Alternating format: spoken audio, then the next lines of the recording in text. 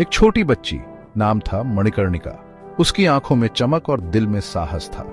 पैदा हुई थी बनारस में एक ब्राह्मण फैमिली में। बनारस की पवित्र गंगा के किनारे उसकी कहानी शुरू हुई। बचपन से ही बहुत ब्रेव और नॉटी थी मणिकर्णिका। उसकी शरारतें और बहादुरी के किस्से पूरे मोहल्ले में मशहूर थे। हॉर्स राइडिंग, तलवारबाजी, ये सब उसे बहुत पसंद थे। घोड़े की सवारी करते हुए और तलवार चलाते हुए वह खुद को एक योद्धा की तरह महसूस करती थी। उसके पिता मोरोपंत तांबे पेशवा बाजीराव के यहाँ काम करते थे। पेशवा के दरबार में रहते हुए मणिकर्णिका ने बहुत कुछ सीखा। उन्होंने मणिकर्णिका को पढ़ाई लिखाई के साथ साथ लड़ाई की ट्रेनिंग भी दी। पिता के साथ बिताए गए समय ने उसे और भी मजबूत और आत्मनिर्भर बना दिया। मणिकर्णिका को प्यार से मनु बुलाते थे सब। मनु नाम से ही उसकी पहचान बन गई थी। टाइम के साथ मनु बड़ी हुई। उसकी सुंदरता और साहस ने सभी को प्रभावित किया। उसकी इंटेलिजेंस और ब्रेवरी के किस्से दूर दूर तक फेमस हो गए। लोग उसकी बहादुरी की कहानियां सुनते और प्रेरित होते। लेकिन डेस्टिनी को कुछ और ही मंजूर था। उसकी जिंदगी में एक बड़ा मोड़ आने वाला था। मनु की शादी झांसी के राजा गंगाधर राव नेवालकर से हो गई। यह शादी उसकी जिंदगी का एक नया अध्याय था। शादी के बाद मनु लक्ष्मीबाई के नाम से जानी जाने लगी। लक्ष्मीबाई के रूप में उसने इतिहास में अपनी अमिट छाप छोड़ी। झांसी की रानी बनते ही लक्ष्मीबाई ने अपनी प्रजा का बहुत ध्यान रखा। उन्होंने एजुकेशन, हेल्थ और जस्टिस सिस्टम को इंप्रूव करने के लिए काम शुरू कर दिया। रानी लक्ष्मीबाई ने एक लेडीज आर्मी भी बनाई। उन्होंने खुद अपनी आर्मी को ट्रेन किया।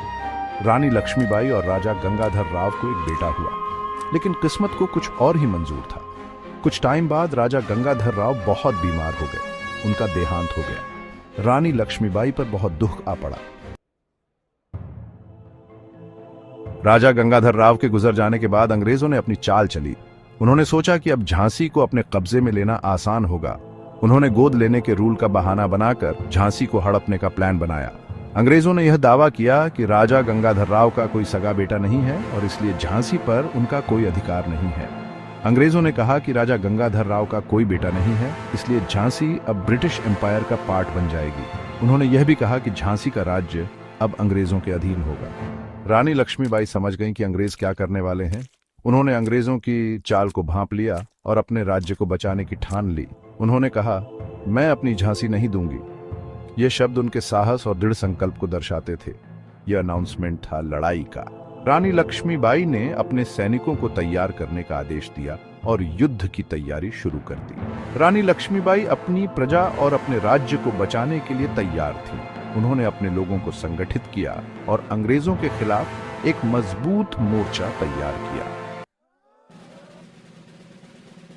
1857 यह वह वर्ष था जब भारत में स्वतंत्रता की पहली मशाल जली। इंडिया में अंग्रेजों के खिलाफ गुस्सा बढ़ रहा था। लोगों के दिलों में आजादी की चाहत और अंग्रेजों के अत्याचारों के खिलाफ गुस्सा उफान पर था।